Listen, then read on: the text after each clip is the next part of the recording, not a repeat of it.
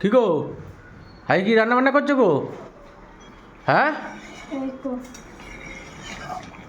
আরে বাপ রে বাপ, সেন্ট যা তুলেছো তো জবরদস্ত যে। সেন্ট উঠছে।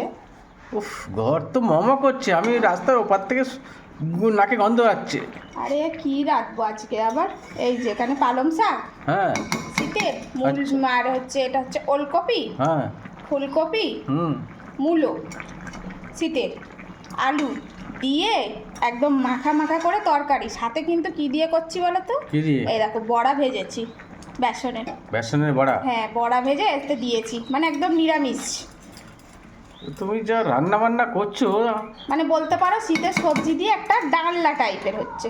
ডালনা? হ্যাঁ, ও, আর এইটা বেশ ভালো লাগে গরম গরম ভাতের সঙ্গে। আর ওলকপি পালং শাক হয়ে এসছে, এটা হয়ে গেছে। আর সাথে করবো ওই যে মূলো এনেছিলাম না, মূলোগুলো বড় বড় হলে কি হবে, অনেক মূলো শাক ছিল।